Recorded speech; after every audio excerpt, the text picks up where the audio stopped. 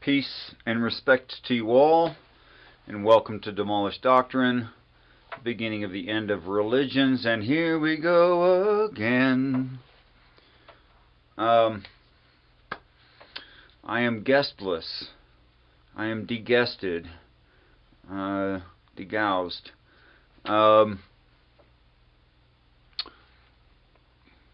Just me. And peace and respect to the other individual watching who is not me. How you doing? So I've pinned the StreamYard link in the top of the chat so that anyone who might come in, and I promise, oh, it's Commander and Mac. Be there soon. Okay, come rescue me, Mac. Okay, so I'll just talk a little bit and try to fill time till Mac can come in. You're very kind to have thought of coming in if you were able, Commander 401, which is not surprising to me. Not at all. I expect you to be kind. You have been. And in the red barn fallacy or uniformitarianism, but within relationship with you and how I know you, I fully expect that. So it's fallacious, but so far you have been very kind. So I would expect that in the future. Until Mac gets in, I'm just going to fill time. So here we go. I was just listening to a prior conversation that I'd had on the word waters, and I'm just going to do waters again because it's on my mind. If it's true in the Bible that Jesus speaks with the voice of many waters, and I take that to mean H2O, Jesus tries to preach around gargling. And yeah, I'm working really hard to keep a straight face right now, because that is not a reasonable way to look at that. That is stupid. It's stupid. That's what it is. But what the Christian will say instead is, well, right there, when it says that he speaks with the voice of many waters, it means he speaks with the people. Oh, so waters does mean people. And you know it. You know that waters means people. You know that. And then they say, well, yeah, it means people right there. To wit, I would say in the book of Revelation that whore that sitteth on many waters, and these waters that you have seen are not are like, but numerical identity. They are the same as. They are this thing, like you're pointing at it. They are that real thing. Peoples, multitudes, nations, and tongues. Okay, so we have again the literal definition H2O and the colloquial usage people. So Jesus speaks with the voice of many waters, and the whore sitteth on many waters. And does that continue to work? Do I need to change the context? Because I shouldn't change the context of the word waters unless, the usage of the word waters, unless the context demands it. Now, when the context demands it, you should change it. But let's see where the context demands it. There is a large group of people that are emotionally compelled, swayed, moved, pulled by in like a gravitational force kind of way. There's a large group of people that are compelled by Yod He Vav He. Is that real? Yeah. Maybe you've heard of the Abrahamic religions, and that there's people in the Abrahamic religions, and the Spirit of God does, in fact, actually move upon the waters. Really does. I can prove it. Now, whether that being exists, that's not the point here. But the idea of the being, at least, does sway people. It does. Well, what if I took it to the flood narrative? First of all, is 8 billion people a flood of people? Well, gosh, if it ain't, I don't know what you would consider a flood of people. Has that flood have the effects on this planet and done the things that it says the deluge would do? Okay, well, what does it say it'll do? It'll spring up out of the earth. You could take that hyper literally and say we're made of physical material. Well, that's true. That's true. And where does that physical material come from? The planet? Yeah, well, that's apparently true. And we can keep going back in what is not an infinite regress and say where do the materials of the planet come from. But as far as the waters are concerned, yeah, waters spring up out of the earth. That's a fact. Like moms gestating a baby have to eat food. And the vitamins and minerals and proteins and lipids and all that comes out of the planet. It literally actually does. Peace and respect, Brother Mac. Okay. Hey, peace and respect, Richard. You good? Good morning. Yeah. If you need more time, just take it. I appreciate it. No, I'm good. I was just a little behind today. Well, not all of us can be Italian or African American and have a nice, healthy behind. So some people do have a little behind, and that's just going to happen. That's typical for a white guy. Trust me. So we're talking about waters? I had the show going. I was filling time. We can change the topic immediately. I'll just wrap up the thought real quick unless you want to continue. If you want to continue, it's fine. It's a cool topic. So can I say something like the waters have covered the mountains? I mean, I've heard this rumor. I've not experienced it myself, but it seems like there's film footage. I have seen something on an orbit above the Earth that is quite bright when the background is dark and the sun is still shining. Although I'm in darkness, it is not, and it reflects a lot of light, and it's moving about the correct rate that it's going to be back over my head again in about 94 minutes. And that's the claim. The claim is that that's the International Space Station. And is the International Space Station over the mountains?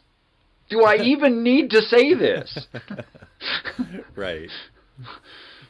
Or you could even take it and extrapolate it out for a reasonable distance and say something like, we're destroying the planet. Does anyone debate that? Does anyone seriously debate whether or not we are a deluge that is destroying the planet? Do people argue about this? Unfortunately, yes, but not reasonable people. Well, that's kind of a straw. Okay, I'm going to assert they're not being reasonable. Yeah. Like what you have to deny Monsanto and Agent Orange and Roundup and nuclear waste spills and nuclear weapons and surface mining and crustal mining and oil fracking, and you just have to deny so much stuff. Yeah. Yeah, you don't even have to get to global warming. That doesn't matter.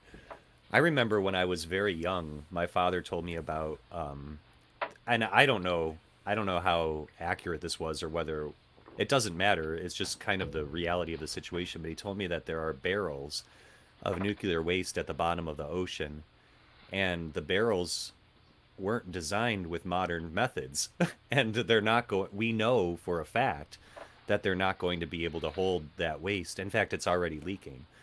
Right. into the ocean. And when you have that much, one barrel full ruins the ocean. It Yeah. ruins it. I mean, it's over. So, I mean, I remember getting that terrible message from my father when I was really young and trying to wrap my head around it. Of course, I guess the one hope you have, if you're an atheistic minded person or materialistic minded person, is that something better, like a better technology, will come around to, like some kind of nuclear isotope vacuum or something like that, that we could clean things up with, But but boy, that's not the scenario that I've got. And then you've got Yeah. that whole pile of other realities. I mean, yeah, strip mining. If you've ever been to the Adirondacks, it's done. That whole area is ruined. I mean, except for the places they keep pristine for the tourists. But where the people live, the water is undrinkable. There are enormous scars in the landscape. There's aromas in the air that are not natural and not pleasant. Even in the places where they're not still processing the ore, Hmm. that strip mining for coal is just devastating. I didn't know about the smell. You've been there physically? Uh-huh. Yeah, I grew up in that area, so I used to go down there quite a bit. And sometimes I'll travel through Pennsylvania on my way back to New York State to visit my family. And there's a lot of devastation in that part of Pennsylvania, right up against the mountains, the Appalachian Mountains. And yeah, there's a smell, an acrid kind of death smell in those old mining towns. It's bad. I've also been to the mining towns out west, and that where they got like precious ore and stuff, and it's different. I mean, I know it's still destructive because of Sure. the solvents they used. I understand, or something I like have no that. idea. I'm asking you. Yeah. Well, like in Colorado with the gold mines, they would use mercury to suck the gold out of and they'd recover as much of the mercury as they could and distill it and get the gold back out of it. But they're dumping mercury on the ground. That's That near seems the like it might not be groundwater. a great idea. Yeah. Yeah. So it's not just bad for us. It's bad for the other life forms in there too. So So I literally can't think of a thing that the yeah. Bible claims that the deluge does that we're not doing. We've covered the whole planet. That's true. And Yeah. all of the mountains. That's true. 15, well, it uses an Egyptian term, cubit, Hmm. and says 15 cubits. But the literal mathematics of the word cubit doesn't work Hmm. in the text. And if the text is using the word cubit, that also is being used colloquially. So Hmm. it's not a literal cubit. Which, if anyone's curious, Yeah. about It's 19 not and a that half long. inches from right here to right there. That's a Right. cubit. Which on me it's not 19 and a half inches. But anyway, that's irrelevant. Right. Regardless. Okay, so and I hate it when people say irregardless. Ah. Hate I hate that. It's like what happened there? What did you just say? Uh, you can say it's without regard. You can say it is without relevance. That's fine. Those two words are not the same word. Please stop mixing them together. I guess you can be like Shakespeare and invent your own words. It's fine, but it's Sure. just annoying to me. Okay, so I don't know of a part of that story that is not true in reality and can be shown. It all can be shown. For instance, I can say there's a large group of people who elevate the ark story. So I can say that the ark is lifted up on the waters. Hmm. Like, obviously, these are not debatable things.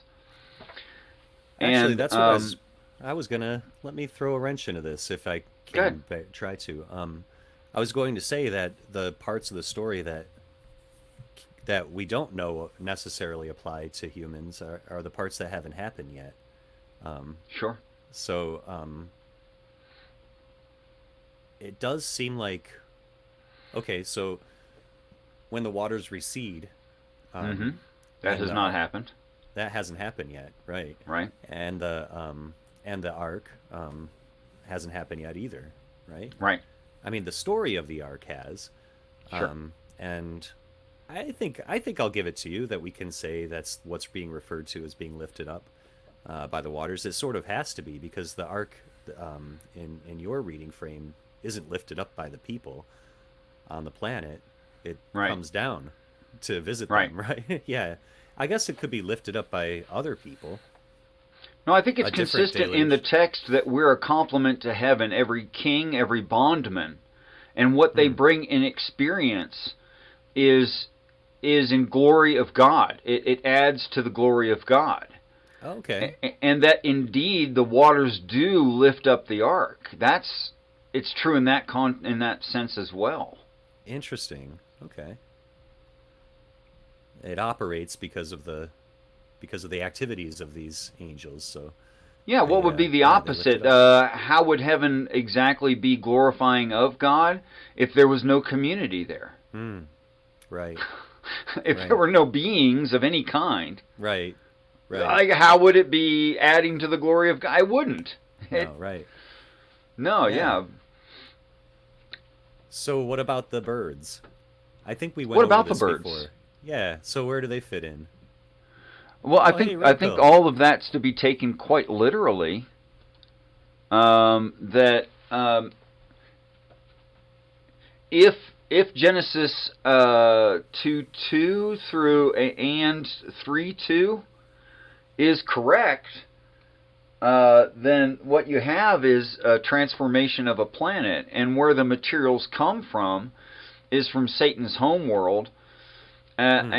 and they keep in heaven everything that you know ever existed on this earth, Right. everything, and all of it was before there was a man. It was there before there was a man to till the earth, before there was oceans on the earth, before there was atmosphere, the whole process, and all of those things are stored in heaven.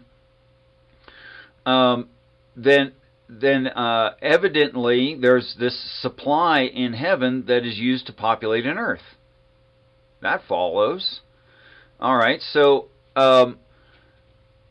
I think because we're to be perfected, vivified, quickened, those ideas, those words, Hmm. then I think part of that is to necessarily know how exactly we poisoned our environment, Oh. and how exactly um, that affected us genetically. Because if you're going to fix genetics, you better know what's wrong. Right. And part of that is environmental, and part of that is the humans themselves.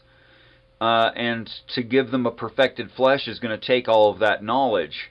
You can't just haphazardly just jump in there and start messing with genetics. You're going to end up with a screw up. So the animals, very, very low in number, very small samples of the total populace of each and every species, are Hmm. taken into heaven to be surveyed. Now, that does not make them the same as the supply in heaven that is going to populate the earth. That's a clean, clear supply, well taken care of. Every pig in heaven is healthy, Nice. every Sure. single one of them. And perhaps we take 14 German shepherds and 4 pigs and 14 elephants and 14 giraffes into heaven, and the angels are those that do that. It's directed by the giver of rest. The Noach is the one doing that. Um, Oh and they're wow. going to be only genetically surveyed and medically and chemically surveyed, and then absolutely destroyed, because you don't want that propagating. Right. The end of an earth breeding back into the populace in heaven that needs to be perfect in all Sure. ways. Yeah. You don't, no, you don't. That's a No, there's bad nothing. idea. Yeah. So they're probably going to be utterly destroyed.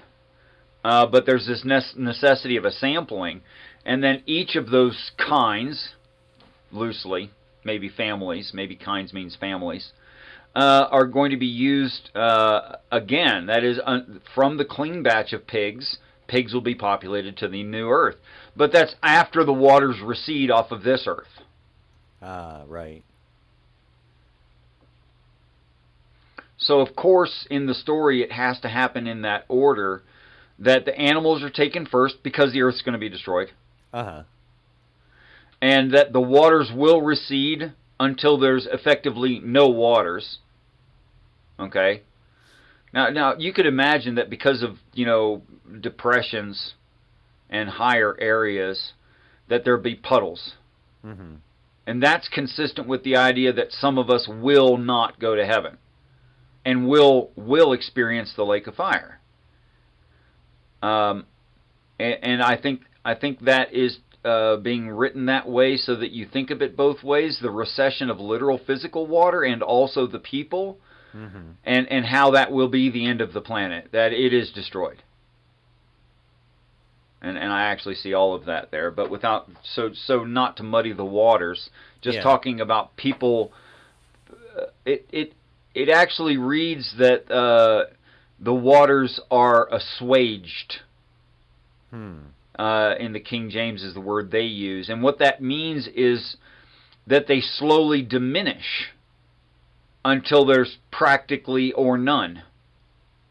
Practically none or none. That's what assuaged there means. Interesting. Now, would that be true in the second resurrection of the people, which is gradualistic? Yeah. Yeah, actually, for me, that all of that works really well. And say, okay, well, it's giving an overview, and it's going to give more detail later. I have no problem with that. What do you think? That's interesting. And as usual, complete and coherent. And by the way, I don't think you need to apologize for recognizing layered meanings in these stories, because I think that that's absolutely present all over the place. So, taking different perspectives or seeing two truths at once. We should acknowledge Red Pill. He's a cool dude. Peace and respect, Red Pill. Yeah, he really doesn't like the idea that we're on a spherical planet. That's okay. But yeah, I don't we can care. talk about that whenever they like. Me too. This is actually really interesting, Red Pill. Yeah, this is a cool one. Now, you already know and recognize as being true that the Hebrew names had intrinsic meaning. They weren't names like George, which might refer to some prior George.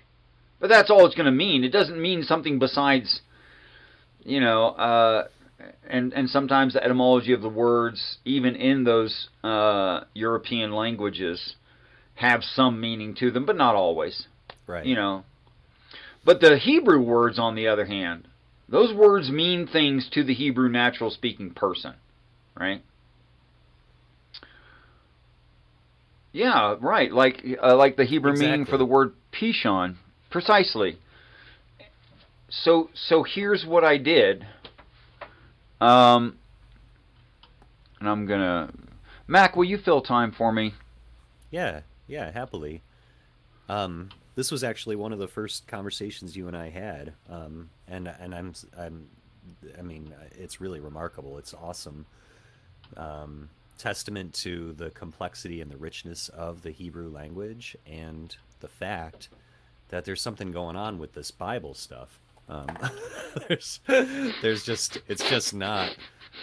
I think I was in a room with you, and well, I wasn't in the room, but I was watching you and Mr. Wildheart the other day, and you asked him, you guys were reading Galatians, I think, and you said, so does that sound like the writings of an illiterate goat herder?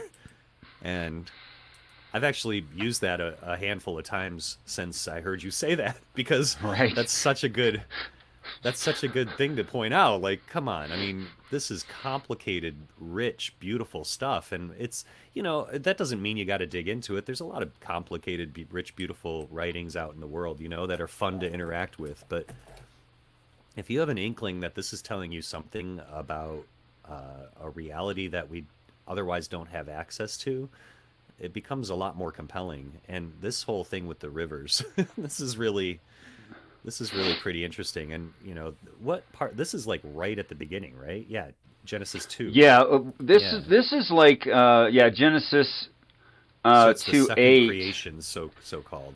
It's the right. Yeah. So I think what the Bible is trying to do is give a good lesson Forgive me for thinking that. That it's giving like what do they call that? A syllabus, or what's that called? At the beginning, what are we going to cover this year? Yeah, like a lesson plan. I think they do call it A lesson syllabus. plan. Yeah. Syllabus. Okay. Yeah. Fancy words at college. Yeah. Fancy collegey words. I didn't go to college. Yeah, me too. Okay, so here's the text just referred to, 2:11. The name of the first Pishon, that which compasseth the whole land of Havilah, where there is gold, and the gold of that land good. There is bdellium, and the onyx stone. And the name of the second river, Gihon. The same is that compasseth the whole land of Ethiopia. And the name of the third river, Hiddekel. That is it which goeth toward the east of Assyria. And the fourth river, Euphrates. Okay, so there's the untranslated words. There they are. But I'm gonna give you the actual Hebrew translations of those words. Scattered for increase, a travailing, that is in suffering and birthing circle. Oh, a suffering birthing circle. Where is shimmering water and fair weather. A pearl divided in heaven. That's an ellipsis. Divided from what? Divided from heaven. Where pink and black family building block. Sons and childbearing daughters, that's what building block means. That's what stone means. Are bursting forth. And another ellipsis, to be later drawn up. Those in spiritual darkness breaking forth from that place into heaven and into fruitfulness. Now that's literally what it reads. And they didn't translate it. It just didn't. It's Pishon, Heshon, Tigris, Euphrates, onyx stone. Come on, man. What the hell do these things mean? Nothing. Okay, there's rocks and places there. Why is that even important? It's not. However, if I said it in the modern English, we are in Eden, and we are scattered away. See, I used an ellipsis right there. And we are scattered away from heaven into a circle of travailing and suffering where there is clean water and fair weather. At least there was at first. The horse starts out beautiful in purple and scarlet and precious stones. It is like a pearl where there are pink and black family building blocks, sons and childbearing daughters, and births are bursting forth, and they are all to be later drawn up into heaven. They are in spiritual unenlightenment, but will be breaking forth from that place into enlightenment and into heaven, causing themselves in heaven fruitfulness. So there you go. It's the whole story. Yeah, and by the way, it fits into the whole story. You can even like stick the words encompassing and all that like geographical location words into this, and it's fine. It's absolutely fine. Wow. Yeah. They just didn't translate the words. Now, here's why. Because they think it's a historical document. Right. So you shouldn't translate the words. But I promise you, if you go to Genesis 2 and you look up the word Egypt, it'll have the definition of the word Egypt, a place in blah, blah, blah, blah, blah, where these folks live. Right. Okay, fine. And then it'll have a reference to a Hebrew word, which is not Egypt. That's not the right word. Right. It doesn't read Euphrates. But there was a Hebrew word which they translated to Euphrates because they knew that when the Hebrew used the word that way, it was referring to Euphrates. But the word itself is not Euphrates. And it means things like sparkling. Right, right. So Something they should have descriptive, translated right? it not Euphrates, but sparkling. But they didn't. Right. They just left it Euphrates. Right. And there's just way too much presupposition. Right. So because of their church traditions, which were evident in the translation, it came out this mess that has almost no spiritual message. Whereas if you actually translate the words, oh my gosh, it's the whole Bible summated right there.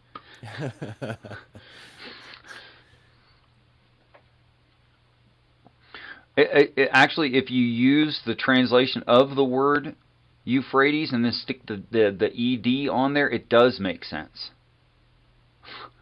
But you're right, euphrated does not make sense. Pardon me, I freighted.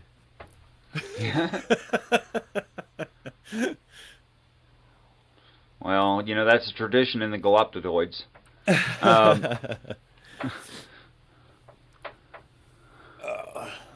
All right, so Yeah, that's that.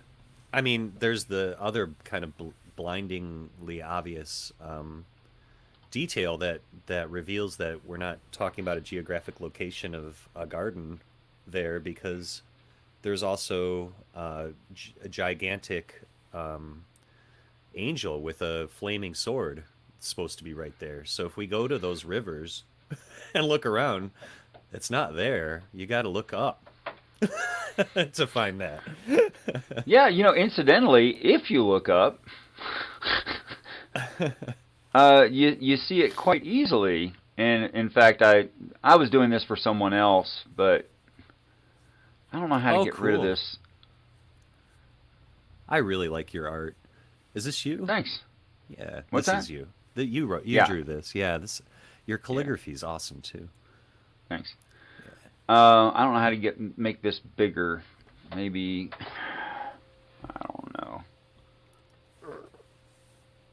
Nothing works. Everything breaks it, makes it worse. Let's see. That's a little better. Now it's smaller for you guys to see, but sorry. Yeah. So that's a direct translation of the hidden words scattered for increase, travailing circle, where is shimmering water, fair weather, a pearl divided. And outside of it there is this great flaming sword. There is. That's true. And it does turn every way. In fact, we now have such good definition in our satellites and Earth-based systems, stereo A, stereo B, and the Earth itself on the orbit of the Earth taking pictures of the sun. You can look at the actual sun in real time and go, yeah, that really does look like there's this swirling in it that's being caused by something stirring it from the inside.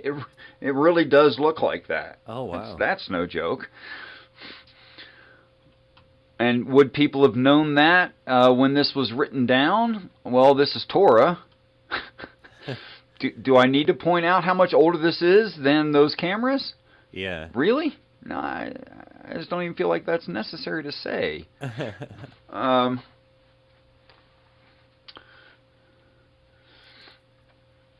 That's wild. Mm-hmm. I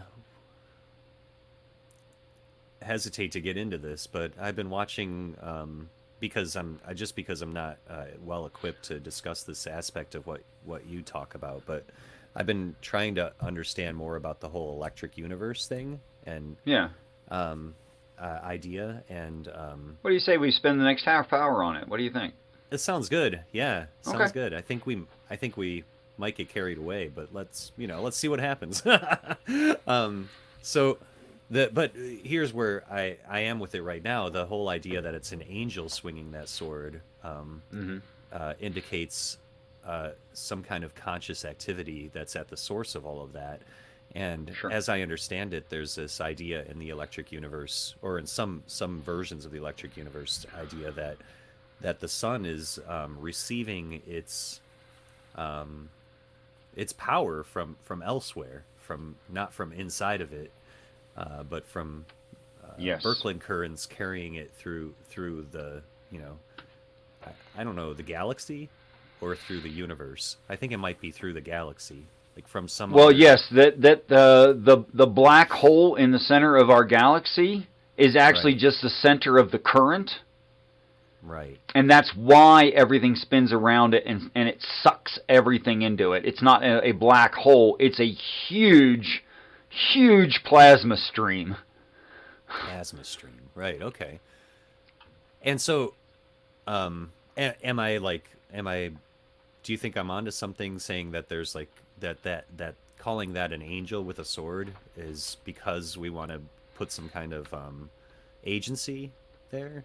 Um, Well, I mean, I don't know how much you've probably not very much argued. Um,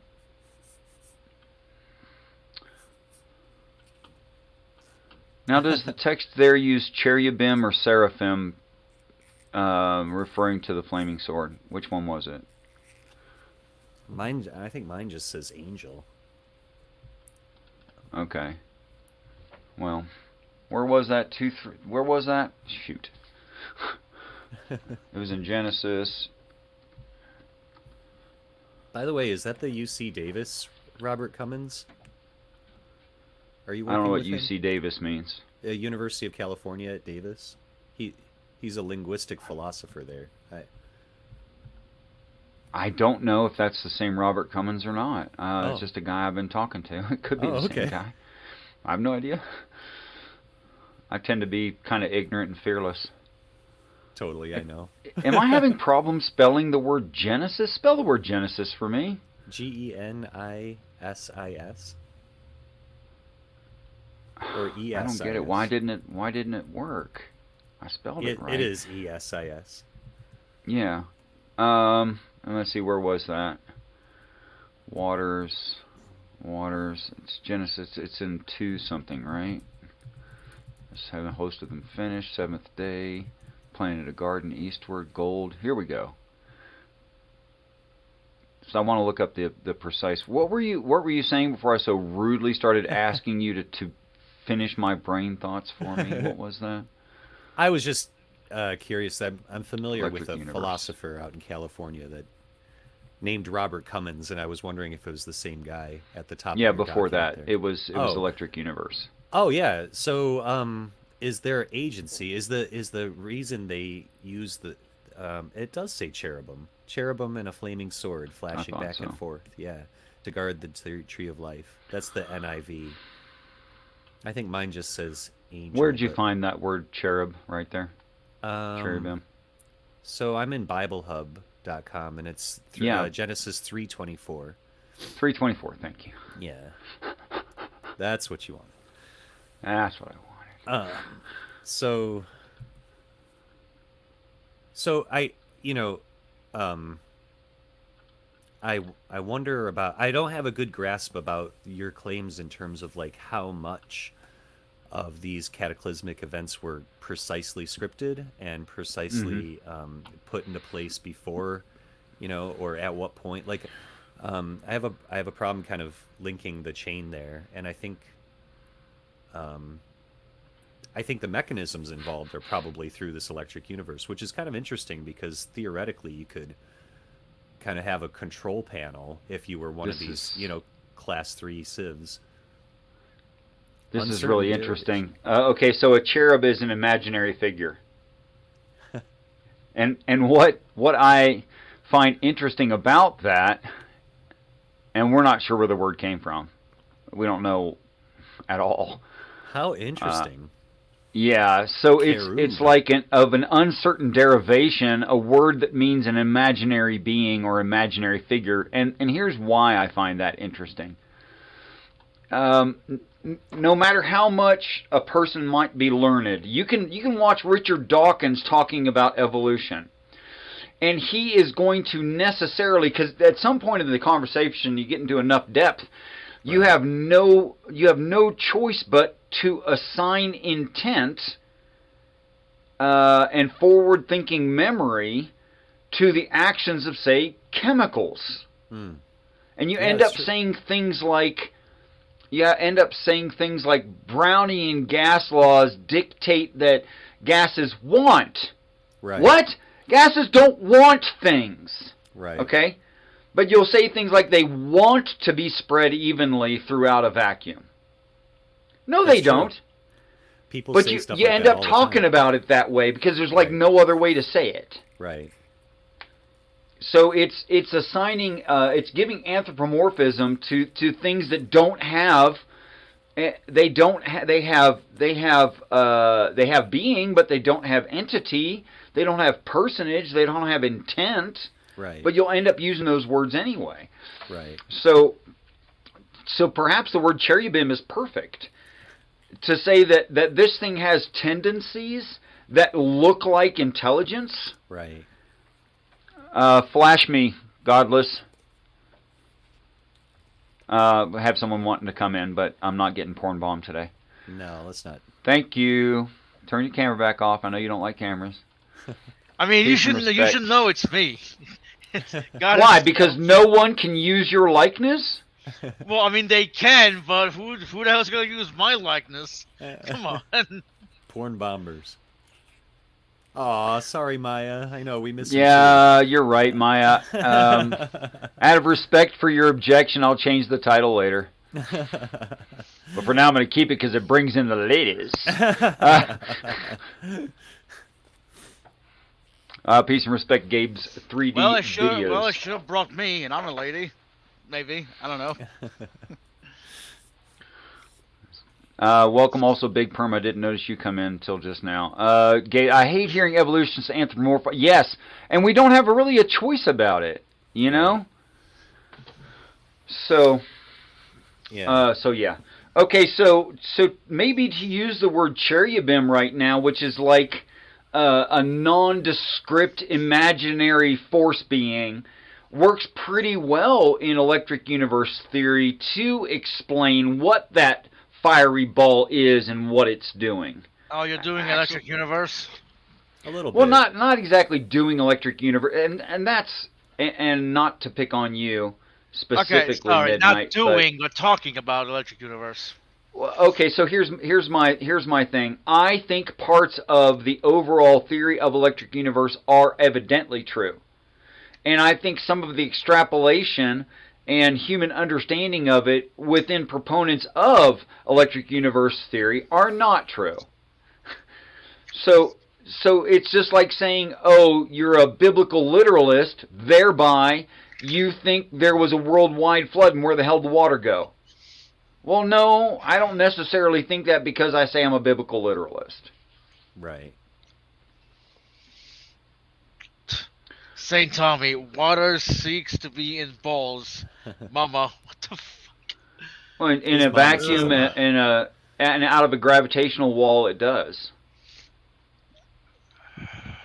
And the careful people will say things like tends to. Right. And just leave it at tends to instead of wants to. Yeah. If you're careful enough, you'll say tends to. It tends to. Peace and respect, Tommy. Even that seems to indicate agency. It really looks like interesting. agency, right? Yeah. It's really interesting. I guess it's just how we understand things because we operate that way. So, you Right. know, And hydrogen it might be oxygen limitations want of to the be together. language as well, and Yeah. yeah. Okay. But I okay. can But what I can about the deeper absolutely. question? What's that? Sorry. The deeper question about the whole thing with the sun and the being the angel with the sword. Right. Is there agency behind it? Like, has it been programmed to do that? I'll just ask it straight out. You know, is Me, what I think? I Yeah. think no. There's no agency behind the universe. right. But it can be steered and manipulated if you're like Sure. advanced enough. Yeah. Yeah. Well, you put on your glasses this morning, didn't you? yeah. Yeah. Okay, then it can be manipulated. Right. Right. Right. The question is, how much power do you have, and at what level can you manipulate it? That's, yeah.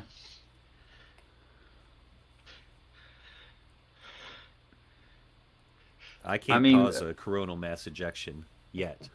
No, I can't either. Yeah. And I've semi-jokingly said, what if our ancestors, under the advisement and demands of God, the immaterial constructs, What if Right. what they do on occasion is they search for a plasma stream or cosmic web filament that's near enough to a nebula, and they simply haul into that nebula a large conductor, say a 30 million ton iron ball. Hmm. I don't know what that would do. That sounds It would. crazy, though. Well, let's say you had a series of cathodes and anodes Okay. in a vacuum. Say you had one here. I'll just use my head because it works right for now. Yeah, yeah. Let's say you had one, and the stream were going from my left fist through my head into my right fist because that's the straightest line it can create. Right. Now, say you put a new one right there. It's going to choose that one instead because it's shorter. Right. So you can guide electricity, you can guide energy transfers this way. So let's say they found this this loop going around a nebula, and then they put a large conductor in the middle of a nebula. What would that cause? Well, it would cause a galaxy. And maybe they walk away for 6 million years or Right. 6 billion years and come back later. And you got a galaxy there where there was just a nebula. Huh. Because nebulas are naturally created too. Because you can have the death of a galaxy. Right. You could have a and all of it is just dust again. Yeah.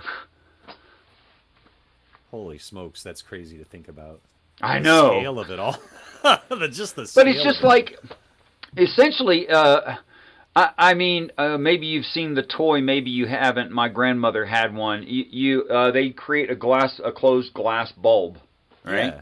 Yeah. With natural air, atmosphere in it, and in the glass ball is a pin, and on the pin is a cup, and the cup has it has fins all the way around, and one side of the fin is painted black and the other one white. Yeah. And then you just I set had it in one the of those. window. You have one? I had one great. when I was young. Yeah, it sat in my window and it spun quietly when the sun shone on it. Or But you when know it the heated air up. inside there is moving, yeah? Yeah. And that at some point the heat on the black side causing air pressure, expanding the air there, and then the white on the other side at the same time on the opposite fin is what starts it to turn.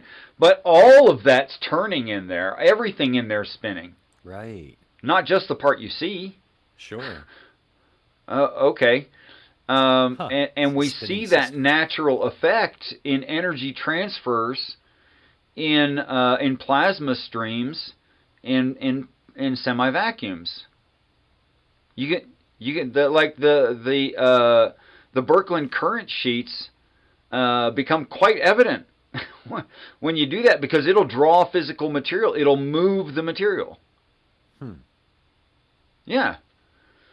In fact, it works on all scales. Absolutely all scales. This works. Like you could take a pan of mercury, like a bundt cake pan, Yeah. and set a magnetic coil on the center high post so that it's not submerged in mercury and being shorted out. Right. And energize that coil, and you can put lightweight things that are moved easily, like say little styrofoam pellets, on top of the mercury, and when you flip on that coil, the mercury will start spinning. Huh. But you can't draw mercury with a magnet, now can you? No, it's not. It's not. No, but ferromagnetic, the magnetic current is there, and it's pushing the mercury, which because the mercury is trapped in a U-shaped bowl, it can't leave, it can't go away. Right. Right. So it gets pushed in a circle instead, depending on which way the coil's facing. Oh, that's but crazy. Oh yeah. I didn't know that. Yeah, you can do that with liquid aluminum. You can do that with non-magnetic things, and it totally works. Yeah. I've seen the videos of people getting objects to kind of jump wildly in their garages with high voltage currents and things like that. Have you ever seen those? Or sometimes they just get them to levitate, like aluminum foil Sure. boats or something, just kind of levitating. Yeah, the But E train is sometimes based pretty. on that. The elevated train, Oh, whatever the name of that kind of train is. yeah. I thought that was superconductors, like the. Yeah, yeah, superconductors and coils, and the coil is laid at an angle like that, so it pushes, Oh, right? okay. And then a aluminum sheet under the train. Huh. That's because it'll repulse an aluminum sheet. Yeah, Right. where it Yeah, that's pulls wild. iron, it pushes aluminum, Very and interesting. then just when you fire, what coil is forward propulsion and also braking, and yeah.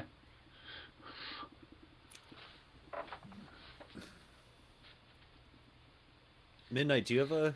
Sounded like you had an opinion about the electric universe stuff. Did we lose him? No, Yeah. they're still there. They're just walked away because I'm boring as hell. um, have you seen the? I'm sure you have. Have you seen the Professor Dave, so-called Professor Dave videos about Thunderbolts projects and the guys involved in that? Oh no, they're Mm, pretty aggressive, pretty mm, aggressive debunking videos. But mostly they go after the methods these guys are using and like kind of um, the last one I watched. I forget the guy's name, but he specializes in talking about comets and mm, why, like, how comets are electric or how behave in this theory. And mm.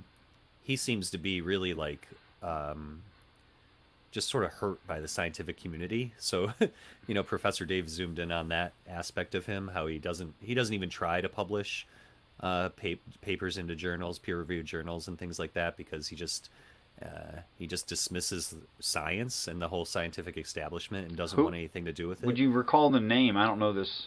Okay, let me find that for you. I shouldn't have just Sure, go ahead. started babbling about that because um, No, here, it let was me get. okay. That's how conversations happen. It's fine. Yeah, yeah. You didn't enter a structured debate today, so it's okay that you weren't prepared. Really. I Um, will get the.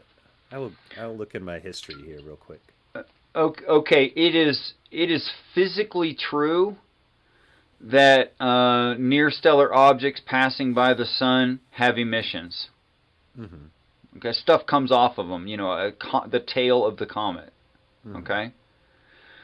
But what's odd about that is they say, oh, it's heating up, and stuff on the inside of it is getting warm and expanding, and it comes out through ports, and Right, that's why you see these jets and it's of mostly material water. coming off the comets. And as the comet goes forward in space, punching a hole in the material that was released, the fine material that was released, it causes that teardrop shape. Right. And that totally makes sense to me. That's absolutely fine. And then the gravitational pull between the particles pulls them into a point at the end of the teardrop, and all that works fine. What doesn't work is there's no ports. Part Hmm. of it that doesn't work is there are no ports. No There holes in are the no rocks. holes in the rock where stuff is shooting out of. Hmm. But what there is um, a, a ring and a slight depressed area, like a little bowl, and the stuff is shooting out of a bowl that's not open. It's not a pipe. Hmm. It's not a fissure. It's just the bowl, and we have pictures of that where stuff is streaming out of the bowl. Oh, Wall Thornhill, Richard. Oh, Wall Thornhill, yeah. I like Wall because he speaks in really understandable terms. Peace and respect, New Genesis Connection.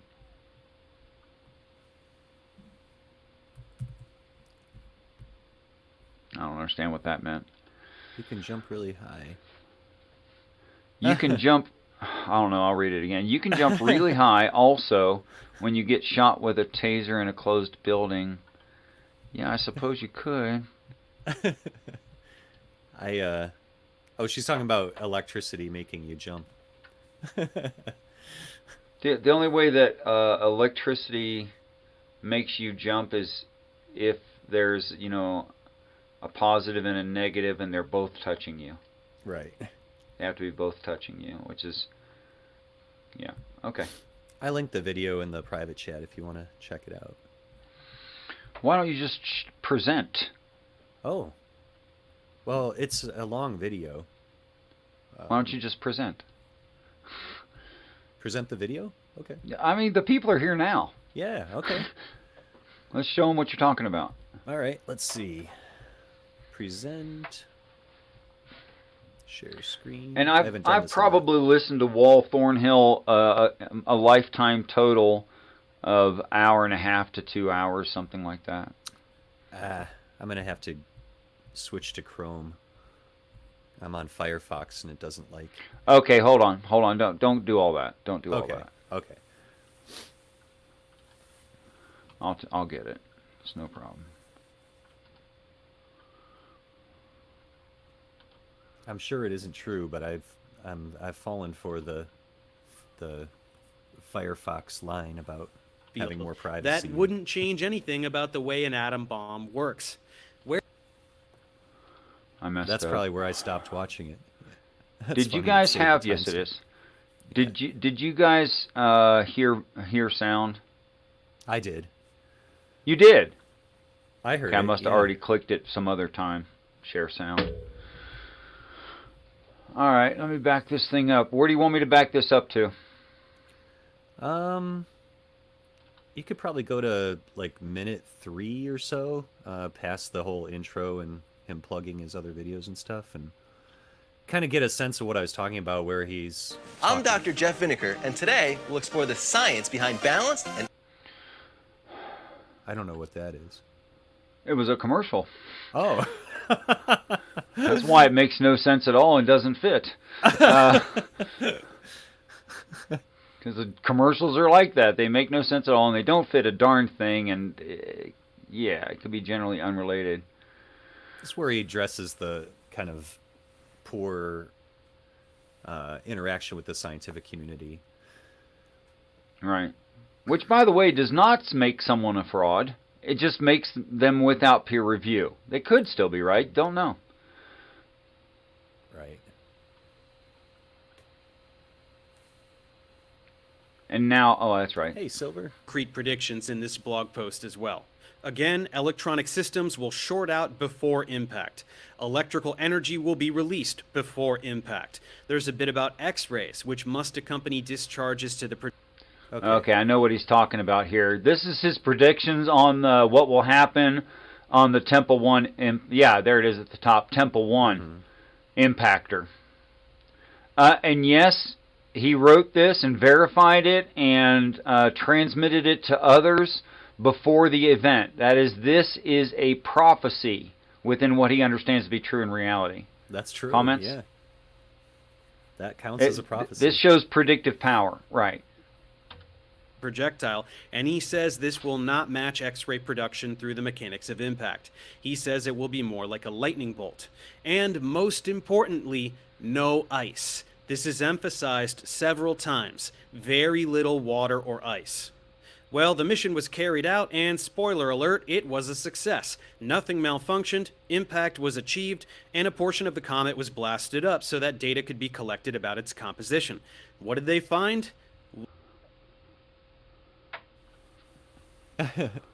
Okay, so I mean, I personally find this to be very, very biased.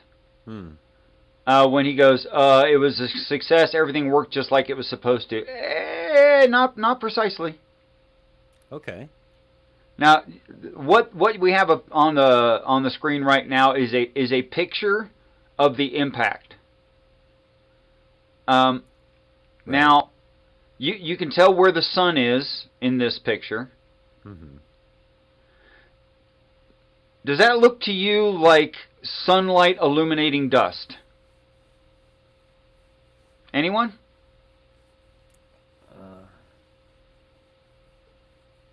I don't know. I guess it could be. Is the sunlight illuminating the rock? Yes. Is And the it's rock is illuminating the something dust else. made out of rock? Yeah. Yeah. I mean, I just don't know if that's dust or if it's like lens flare or if it's, What do something you mean by else. lens flare? What's that mean? Like some kind of artifact just in the the way that light goes through a lens in a camera, sometimes it causes things that aren't actually there. Splashes Sure, of if light. there's a bright reflective material, like this is actually catching the sunlight in the camera lens, but you can tell from this camera angle the sun's behind the camera, Right. and there shouldn't be anything shiny there. Hmm. And if I backed up a few frames at this distance with the size of the items, you can't even in this film pick out the probe. You can't see the probe moving along Okay. because it's so tiny. Right. Because this rock is flipping huge and the probe's 800 pounds. Okay. And the launcher, which is what this shot is taken from, is from the launcher of the probe, is a pretty good distance away from the rock itself, from Temple 1. Right. Okay? It must be, yeah. So you Okay, can't peace see and the respect to probe. Peter W. and Clout. Oh, say that again. Sorry. So you can't see the probe, and you No. can barely see the impact site. Well, before we even get to the impact site, this is an inordinate amount of light. It is probably 5 to 20 times brighter than the surface of the rock. If it were just sunlight on dust, it should not appear any brighter than the rock. Dust doesn't work that way. We all know that dust doesn't appear brighter when it's made of the same material. If you're using a jackhammer on concrete, the dust it's creating is not brighter than the sidewalk was. It's not. That may blur your vision, but it's the same brightness under the same light source. I see what you're saying. So there's no causation for this to be brighter. Okay? But it's evidently much, much brighter. Right. I mean, this Or looks like that hotter. amount of light, almost like it causes you to not be able to see the thing that's causing it. It's too bright for the camera. Is this a regular camera? It's not an infrared camera? Or something like I that? did not look up what kind of camera they're using here, no. That would change it a little bit. It would be heat. It would be a hot spot instead of a light spot. Sure, If it that's was- fine. Yeah. No, that's fine. I think, but even if you take into consideration that that could be heat of impact, Right. it's not going to account for that brightness. Right. Shouldn't be Okay. that hot. Okay. So there's something unaccounted for there. That could be accounted for as a plasma ejection. Okay. Right? And some people will argue with me, but I don't know if this guy's going to show the film footage. I don't know what he's going to do here. I've never seen this video, but Yeah. when you watch the film footage and transmission of that film footage to the launcher from the probe, when you watch the probe's film footage, Uh-huh. Yeah, I've seen that. It's choppy, a picture every so often or something like that, but well, every film is a picture so often. right. Yeah, this is a pretty choppy one, but you can it's Well, the interesting. reason they slowed it down so far is so you can see something. Right. Because Yeah, it it's happens high-speed film, but the bodies are moving really fast. I see. Gotcha. So you're looking at singular frames. It looks choppy. But if you put all those frames together, it would be a blur, I mean, at normal speed. You wouldn't see crap. Right. It's just like a bullet. It's like watching a bullet go by on high-speed film. You didn't even see the bullet. It's gone. Right. But you still got 3 or 4, 5 frames of it. But because of these distances, we have a lot of frames of the probe coming in on this thing. We got a lot of frames of that. But of course they're choppy because Right. at those speeds, even high-speed film doesn't make a continuous stream. I see. Not at all. That's wild. So Yeah, what were you they're gonna say? moving at higher than bullet speeds. Wow. Okay, much higher than bullet speeds. So we used like It's amazing. a they high hit frame that. rate. What's that? The precision is pretty crazy when you think about that. That they Yeah, we hit it right where we wanted to. We actually did. That's cool. But you might notice that is not center mass. Yeah, no, that's true. Or it doesn't appear to be. And this thing is going across, beside the sun, right? And you can see from the sun what is its direction. And you could tell from the film footage what is the direction of travel. So the impact site is not center mass to the object in its direction of travel. It's on the lower lobe of it. It's on the foot of it, if you will. Right. Yeah, I see that. Okay, so what should happen to the dust right after this of the impact? What should happen from right here? In what we know and understand about normal physics, what should happen? It should fly out but kind of stay with, stay in the same trajectory. Should expand but still keep the velocity that it had originally. Right. Maybe with some interruption because of direction change and stuff like that. But right. More or less. Because there's no air there to stop it from doing right. that. It's still going in the same direction. Right. It's just been spread out. Right. You might actually get it to pick up a little bit of velocity, but just because you pushed it in the direction it's going, yeah. Right, but probably not. We're talking about very minute relative forces there. But, right. Yeah. So the ring expanding, like this in the impact, this ring here, should be going a little bit faster than the base surface, right? Because it just got pushed up like that, right? Right. That's right. And it should all spread out, right? And in that spreading out, it should continue to travel in the direction that it already was, because there's no air friction there, right? What if I claimed to you that all of the dust settled right back into the hole it came out of? What would you say? Almost all of it. I mean 90-95% of it. I guess settled right back into that hole and filled the hole up. What would you say? That doesn't square with my understanding of what should happen, obviously, but I would want to know. That I would say, well, why the heck did it do that? Is the asteroid more dense and therefore have a stronger gravitational pull than I realized? No. That's not even that. The question is it center mass of the object and its direction of travel? Right. It's not. It's not. That would have to be center mass for it to get pulled right back into the same place, wouldn't it? I think so. Yeah. In a vacuum and a spray, in acceleration of some material spreading out into space, traveling in the same direction as the main body itself, its chances of doing this means that has to be the center of gravity. Right. But it's not. It's at one extreme of the total mass. Right. It's not the center of gravity. Nor is the center of gravity. If there was a bunch, it could be. Depending on its direction. Depending on the, where, like the shape of something doesn't determine its center of gravity. It's it's the distribution of the mass within the object. So, like if there's a bunch of dense stuff down in that corner, that still could be the center of mass. I mean. Okay, what do you think now? Does that look like center of mass to you? I mean, that's what I'm saying. It's not something you could tell by looking at it. You'd have to know exactly the composition of the asteroid all the way through to know the center of the mass. Or you could look at how it rotates, because it's going to rotate around its center of mass. It's going to as a juggler. Mm-hmm. So, but I don't know.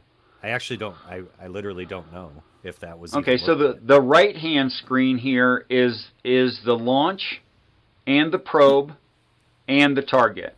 Okay. That's what the right hand picture right there is. And then the left hand picture is what they're aiming for, and then the yellow dot is what it hit. So these things are going toward each other in travel. So the direction of travel of the overall object is close to, but not exactly toward, the launcher. So you can see the direction of travel. Okay, yeah. And you can see what they're aiming for. And you can see that what they're aiming for is not center of the direction of travel. That's true. Yeah. Okay? Okay. I'll buy it then. It's not the center mass. It's not the center mass. It can't be. Unless all of its weight's on one end and it's all rotating around that lowest lobe, which Right. doesn't make any sense. Right. Unless all the rest of it weighs almost nothing compared to the lobe. Right. Okay. So I think they're Peter's hitting correct, toward so- the bottom of it. They wanted to choose a nice smooth spot, so they could see the impact. Does that make sense? Right. Sure. And they chose a nice smooth, and they pretty much hit it, or real close on. So that's the yellow dot is the impact area. That's what they're targeting, right? Mm-hmm. Okay. Impact was achieved, and a portion of the comet was blasted up so that data could be collected about its composition. What did they find? Water ice, dust, and organic materials, which also do indeed comprise the comet's ejection plume. No huge imbalance of negative charges, just a big ball of ice and dust with organic molecules on it. Nothing that Wall predicted was even remotely accurate. So that's really interesting to me. Because NASA, right after this, claimed that all the dust went back in the hole and filled it up. Now, why'd they say that? Because the hole was full. Well, it doesn't make sense in physics that the hole got filled back up. Right. It should have got sucked toward the center of the object, which is not where the impact was. That's interesting. Yeah. No, he doesn't. All address things that being at all. equal, if it was pretty much amalgamous, pretty much the same material throughout, then it would have been pulled away from that lobe and toward Right. the center. Because that's Right. how gravity works. Biggest Right. part pulls hardest. Okay. All right, so it should have Yeah. been pulled away from the hole, but it wasn't. So they say it got filled back in by the dust. No, it didn't. Well, if it wasn't that the hole got filled back in by the dust before the camera could pick up the impact area, because there was dust in the way, if it's not that, then there was never a hole. True. It doesn't make sense that it would fill back in, so I'm going to say there was never a hole. Now, what do we see in the actual photographs of it? And I don't know that this guy's going to show it, and there's no point in going further here. Yeah, but just no, it's okay. logicking it out, just using logics. What they do show, and you can look this up yourself and double check me. Let me make this. Let me make the humans bigger. What it does show is a pretty much perfect circle. It's close. It's not perfect because it was an angle to the Right. surface. But what it does show is this ring, and there's a slight indentation in the ring. Okay. And there's a raised area of rock fingers around the ring. Like a splash of water. Yeah, something like a splash of Crown. water. Yeah. Except it stays there.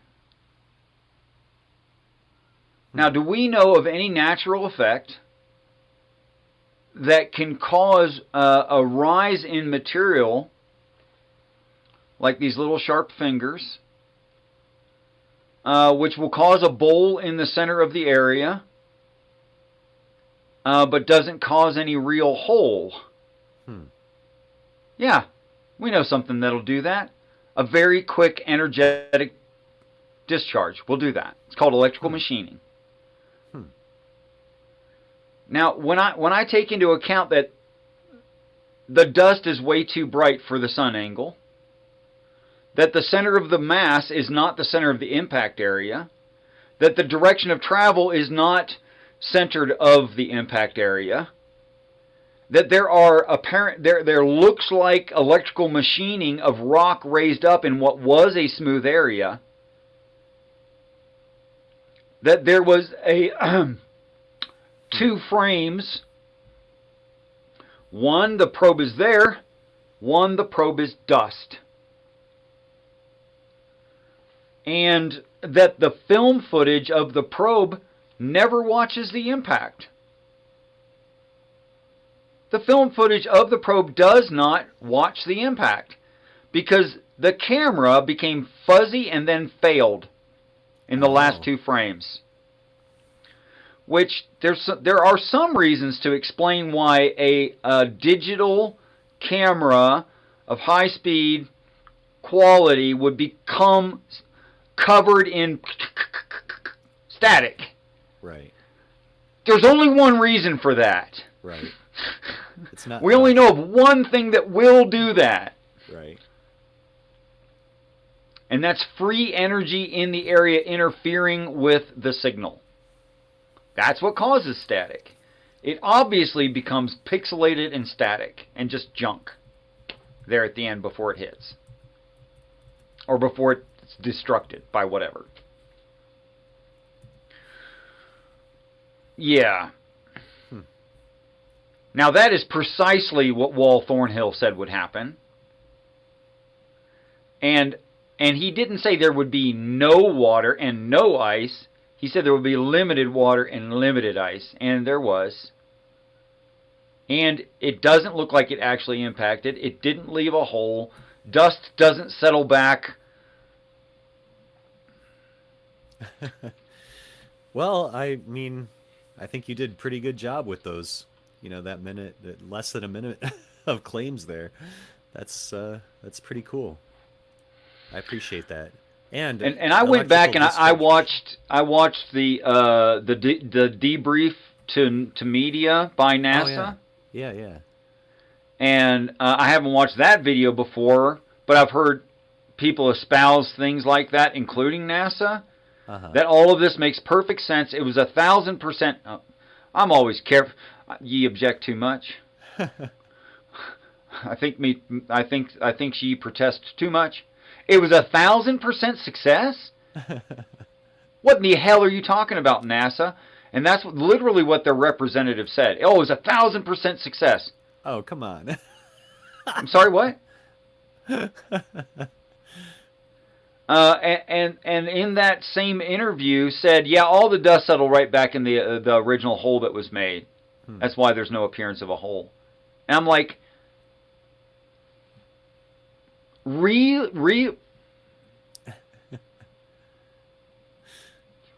really going to say that's what happened? Actually? Right.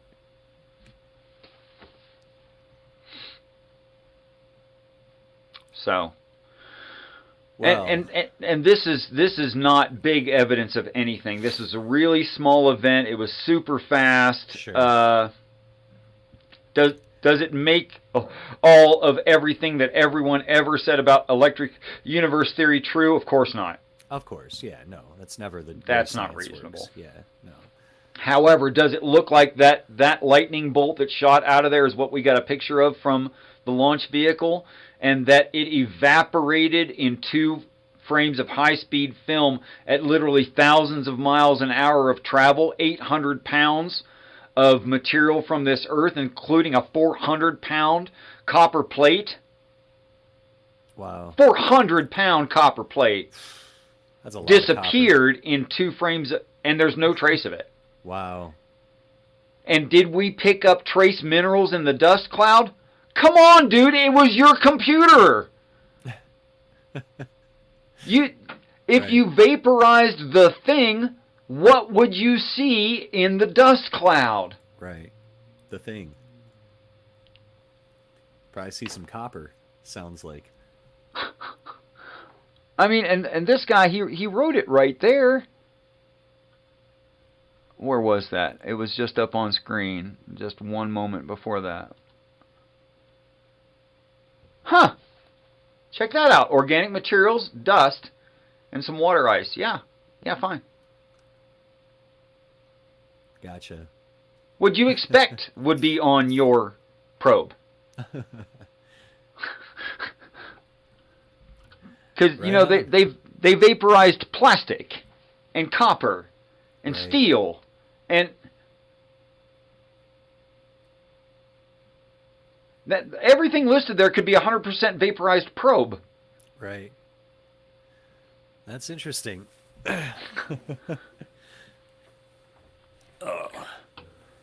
Okay, I'm rattling on. I'm like almost preaching at this point. Forgive me. That's all right. That's all right. Yeah. No, yeah. I wanted you to talk about this. This is a. Yeah. I mean, I just wish look I at was better equipped. I wish and I understood science better. I'm not saying I am unbiased. I have no choice about that. No, I know. Yeah. But the explanation that there was an energetic transfer explains all factions of this, whereas a gravitational and physical impact model explains, well, none of it. Right. I mean, absolutely zero. If it was a gravitational impact, why'd the camera go out before it hit? Why do we have any film footage of static? Why? Right. Yeah. There should be no static there if Where did they're the static right. come from? Where the hell does static come? And it's obvious static. Like as it's going in, the picture keeps getting worse and more pixelated and fuzzy and crappy and becomes just a screen of I lost my the TV signal went out. That's true. And I the remember TV looking does at what that. it has left, which is static. Right. And the camera obviously is sending that. But cameras don't send static unless they're static. Okay. And the gravitational model wouldn't explain why the dust would all go back, except for very little of it. Most of it should be out of the hole. Now, some could go back. I'm good with 5%, 10%. Shit, I'll give you 50%. Sure. Which is ridiculous. Yeah. That 50% returns to the hole it came from when it's off-center path and it's off-center gravitational field. But I'll give you 50%. Where'd the rest? Why the hell did it? Why is it? Right. No. No. No. Well. I mean, if I shot a bullet into sandstone, I think that's a fair comparative, right? Okay. Yeah. A really, really big piece of sandstone, something like that, right? Yeah. That. And dust and dirt and sand came off of it because of the impact. Should I expect the dent to be 50% full? No. How about 80% full? Even if you shot straight down into sandstone, so that it could wouldn't. like fall back in, it wouldn't. It wouldn't. It would cause a hole. Yeah. Yeah, there'd just be a hole there. Where the hell's the hole? Right. Where's the hole? Somebody get a hold of NASA. No, never mind. They already did. They did so much press release and film footage, and it's really available to anyone. Right. And I think unless you have a gravitational bias and a non-electric bias toward this, you're going to just see what it is. Right. All right. Well, let's put a button on it there, I think. Yeah. Yeah, Greg, get me all excited, then shut down the show. Fine, I know. I'm sorry. Okay, so again, I'm going to say this is not the same as I believe that everything that anyone ever said about electric universe theory is true. I do not. It's an important But distinction. I'll tell you what is true. Based on electric universe theory, using a vacuum chamber, I think it's 7 cubic meters. Mm-hmm. Vacuum chamber of stainless steel, and using 1800 volt max power of DC electricity, we have created a sun in a jar. And it does what the sun does, including mass ejections, the spinning effect, the 3 layers of corona. It does everything the sun does. And that 1800 volts DC input sometimes results in a 10 million volt discharge. Because even though it's not a capacitor, the plasma layers act as a create capacitance and build up a charge and let go of it. Oh. Huh. And it's not a capacitor. It's just a metal ball. Wow. As a, is it anode or cathode? As a, whichever one. Cathode, I guess. Yeah. And we've measured temperatures and pressures and voltage, and it gets frickin' crazy from 1800 volts DC. Wow. And if you want to look into that, and yes, there's objections all over the place. There should be right now. At the beginning of a new discovery, there's going to be objections for very real human reasons, and it's fine they have objections. They should, and we should think about both arguments. We should. Absolutely. But you cannot deny that the Sapphire, SAFIRE project made a working sun. They did. And it has nothing to do with nuclear fusion. Nothing at all. Well, I'm not going to stand here and deny it. I don't know. I don't know from artificial suns or what. So, but I will definitely look into it. I would like to. I'd like to know more about that for sure. Yeah, it gets so hot so fast that the longest they can run it is like 45 seconds, and it starts melting the stainless steel container. Holy smokes! Yeah, they should be careful with that thing. Yeah, it's not the dream world of Spider-Man 2 and Dr. Octopus where you can just grab hold of this thing and hold it in there and mid. No, it's not like that. Right. Like it's letting off some juice, man. Yeah. Jeez. 10 million. There's heat coming off of that. Yeah. Yeah. All right. I'm also going to look into electrical discharge machining. I think that's really interesting stuff. Yeah. Our best machining is electric machining. Yeah. It's really cool. Very precise. Because our sharpest blades still just smear the metal. Right. That's right. And that's ugly and disgusting. And electrical machining is much smoother than that. But it will cause the fingers of material pointing up that you have to grind off later to make it really smooth. Yeah. And that is also what we see in Valles Marineris on Mars, is these great points shooting up on either side of the valley, which means it wasn't created by water flow, because the first thing the water flow would have done was eat the high points. Oh, sure. Yeah. Yeah.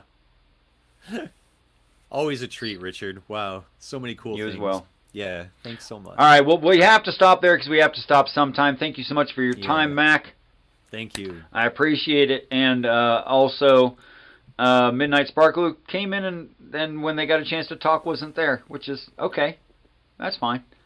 Everyone in the side chat, I hope you'll go and look and try to do the best you can to defeat your own biases and look with a clean pair of eyes and look at Sapphire Project and look at Temple 1 and look at Valles Marineris on Mars. Go look at those things, because way too quick these things start to point towards something. All right. Thanks a lot, Mac. Hey, thank you. We'll see you.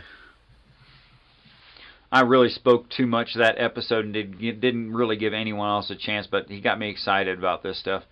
Yeah, I think it has explanatory power over what is being professed, and actually, if it's Birkeland current sheets, you don't need dark matter. You just don't need it. And we see Birkeland current sheets doing exactly these kinds of things in reality on other scales. And of course, electricity works on all scales. It just works. All right, guys. Till next time. Weird show this week. Peace and respect to you all. And until next time, have peace. And I want you to know that I truly do look forward to the day that we're all great friends. In fact, it kind of chokes me up. I have trouble saying it. It's so true. Anyway, later.